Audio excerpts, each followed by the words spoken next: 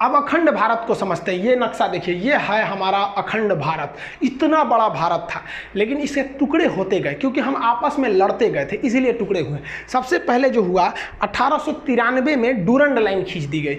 यहाँ पर इंडिया पाकिस्तान के बीच में, अफगानिस्तान और पाकिस्तान तो उस समय भारत में ही था, यहाँ खींच दिया गया डूरंड लाइन। उस पार हो गया अफगानिस्तान, यानी अफगानिस्तान को अंग्रेजों ने साइड कर दिया क्योंकि वहाँ पहाड़ वगैरह ज़्यादा था, उतना उपयोगी नहीं था। तो ये हो गया डूरंड लाइन। ये वर्तमान में अलग करती है अफगानिस्तान और पाकिस्तान को, लेकिन जब ये खींचा गया था तो ये अफगानिस्तान और भारत की सीमा बनाती थी। एक डूरंड कप भी होता है, एक मैच जो फुटबॉल से संबंधित होता है, अक्सर क्वेश्चन पूछता है। तो ये अखंड भारत का पहला टुकड़ा। अखंड भारत का दूसरा टुकड़ा हो गया 1935 में। 1935 में यहाँ से म्यांमार, जो उस समय उसका नाम था बर्मा था, ये अलग हो गया यहाँ से। और इस साइड से ये देखिए, ये पाकिस्तान अलग हो गया। अब पाकिस्तान का विभाजन इस आधार पर हुआ था कि जिधर मुस्लिमों की संख्या ज़्यादा है उसे पाकिस्तान बना दिया जाए। तो इधर भी मुस्लिम ज़्यादा थे, तो ये हो गया पश्चिमी पाकिस्तान और ये हो गया पूर्वी पाकिस्तान, जो आगे जाकर बांग्लादेश हो गया। इस पर एक अलग वीडियो बना दिए हैं, बांग्लादेश कैसे अलग हुआ था। अब बच गया हिंदुस्तान, इतना बढ़िया। अब ये हो गया आपका सीरियल रेड क्लिप रेखा, जो भारत पाकिस्तान को विभाजन करती है। और भारत बांग्लादेश के बीच जो है बॉर्डर, उसे हम लोग जीरो लाइन के नाम से जानते हैं। भारत को जब आज़ादी मिली तो भारत का निर्माण करना इतना आसान नहीं था, और वल्लभ भाई पटेल को कोई ऐसे ही लौह पुरुष नहीं कहता है। ये भारत का नक्शा देखिए, यहाँ जो आप रेड कलर वाला एरिया देख रहे हैं, केवल वहीं पर अंग्रेज शासन करते थे, जबकि पीले वाले एरिया में भारतीय राजाओं का शासन था, जो अंग्रेजों के चमचे बने हुए घूम रहे थे। तो अंग्रेजों के जो चमचे बने के घूम रहे थे, तो उन्हें हम लोग देसी रियासत कहते थे।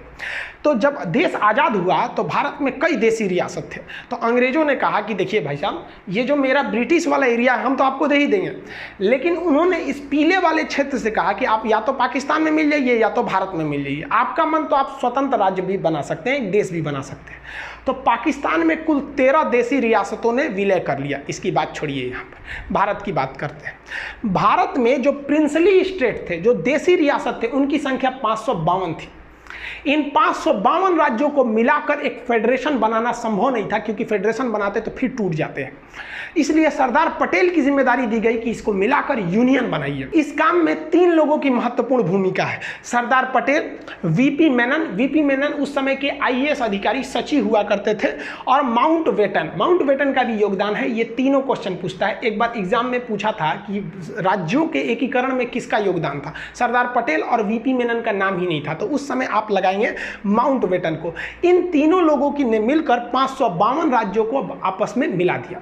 लेकिन 3 राज्य ससुरे बड़ी मनबड़ था सब। अब वो 3 राज्य कौन कौन से, तो भाई एक हैदराबाद, यहाँ देखिए, ये जो देख रहे हैं ना, ये पहले एक स्टेट हुआ करता था हैदराबाद, आज भले एक शहर है, एक स्टेट हुआ करता था। हैदराबाद के राजा का अलग ही डिमांड था, उनको अलग राज्य चाहिए था। अरे भाई साहब, भाई ये अलग देश कहाँ बनाएंगे बिचुआ में से, यहाँ से अलग देश के लिए। लेकिन यहाँ पर अराजकता फैल गई, मारपीट बहुत होने लगा। तो सरदार पटेल ने चारों ओर से पुलिस भेज दिया, चारों ओर से। वो आर्मी थी, पुलिस की वर्दी में गई थी, जिसका नाम दिया गया ऑपरेशन पोलो। ऑपरेशन पोलो के तहत हैदराबाद को भारत में मिला दिया गया। इनके स्वतंत्र देश का सपना हमेशा के लिए टूट गया यहाँ पर। तो ये ऑपरेशन पोलो सफल हुआ। दूसरा ये वाला राज्य था जूनागढ़। जूनागढ़ क्या था कि जूनागढ़ की जनसंख्या जो थी, अधिकतर जनसंख्या हिंदू थी, लेकिन वहाँ के राजा जो थे वो मुस्लिम थे। तो जूनागढ़ ने कहा कि नहीं भाई, हम पाकिस्तान में जाना चाहते हैं। अरे भाई साहब, तू यहाँ से पाकिस्तान में कैसे जाएगा।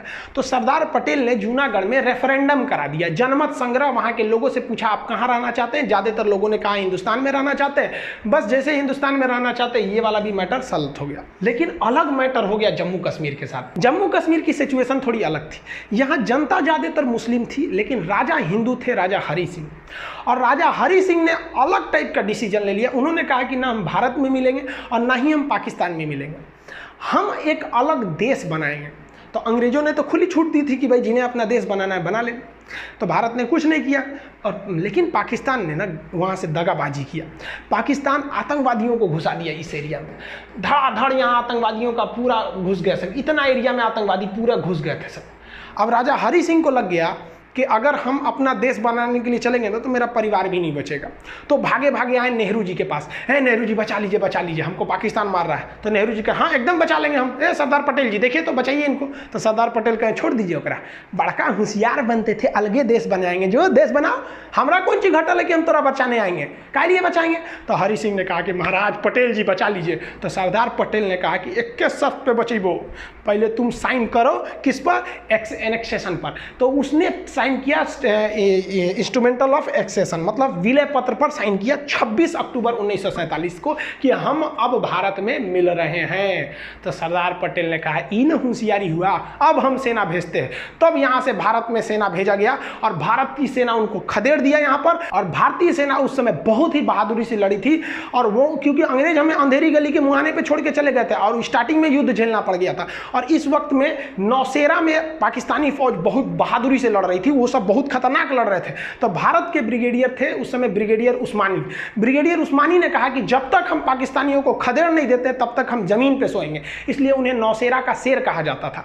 और इनके बदौलत बहुत पूरे भारतीय सैनिक की बहादुरी के बदौलत यहाँ लड़े। और यही वाला एरिया जब तक भारतीय सेना पहुंचे पाकिस्तान कब्जा कर चुका था, जिसे आज भी हम POK के नाम से जानते हैं। और यही सीज फायर बन गया और कश्मीर भी भारत का एक अंग बन गया।